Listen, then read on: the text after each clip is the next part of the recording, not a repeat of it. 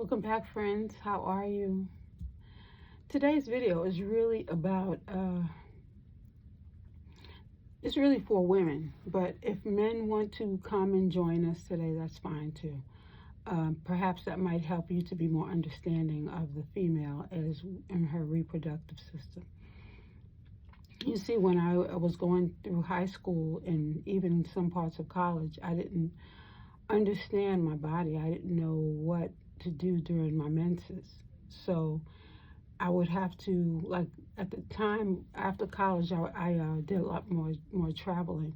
When I take road trips, let's say I wanted to drive to Canada, I'd get in the car and just go. Excuse me.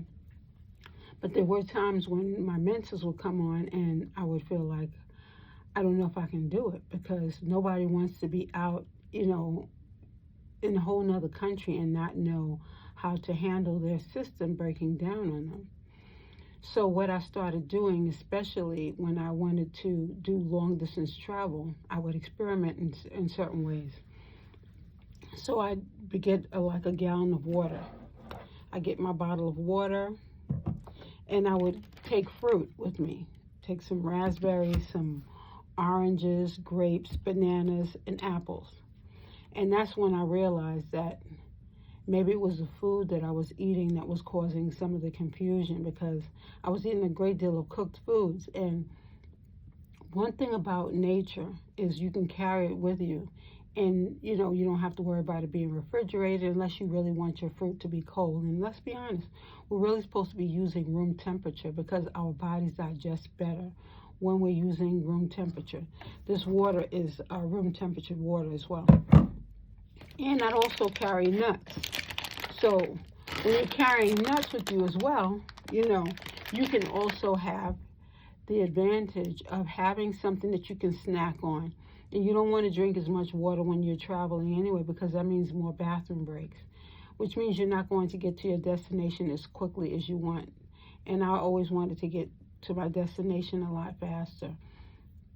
So this is when I realized that we don't have to have cooked food all the time. We don't have to have meat. Now, this is something that we choose to have. But the reason why I wanted to make sure that I made this video on this specific topic is because we do have a lot of young women who are going through different changes in their life.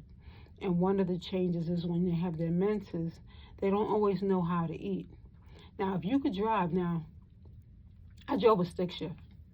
So with the stick shift, you have to have everything set up, neatly around you so that you can pick up the fruit and you won't have to worry about, being the distracted driver.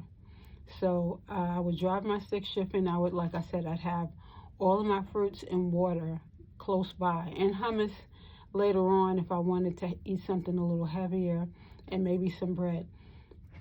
When I was ready to have my actual meal, that's when I was pulling over, or I was actually stopping or staying at a hotel or what have you. But it was only 12 hours to Canada. So, to me, that was like nothing. So I would just take the road trip, and like I said, I would be snacking on my fruits and maybe even vegetables, celery sticks. This made it easier for me to be able to travel to wherever it is that I wanted to go, whether I wanted to go to Toronto, Montreal, Quebec, Valmarin, or even Nova Scotia or New Britain. Wherever it was I was choosing to go, I actually had my fruits and snacks available to me. It's important when you're doing a cleanse that you have the necessary fruit and water beside you so that you don't get distracted. And honestly, it's not filling. It actually allows you to really be able to choose whether you want to eat it a little heavier or not. And with fruit, you can get filled faster. And, when you're ready for that regular meal, you need to wait at least 20, 30 minutes afterwards before you actually eat a regular meal, just to make sure that you're not mixing. But I just wanted to make sure that I shared that, because that was a trying time. Had I known what I know today, I would not have had the experience of so much pain going through it. And then there was another time where I was dating a guy, and his mother had this. She'd take, what's the name of this? Guinness. She'd warm the Guinness with pepper in it, put pepper in it, and that also helped me to I could drink that. I couldn't drink a lot of it, to be honest with you. But I drank enough of it because it was nice and warm, and it would put me to sleep. But when I woke up, I didn't have any pain either. So, you choose what you feel is best for you. I think the easiest way to handle it is carrying fruit with you and some water. This is also, like I said, cleansing to your system. Your body will appreciate it, and you won't have to worry about those pains, because I had no pain when I ate this way. The pain came when I started eating more meats and more heavier foods.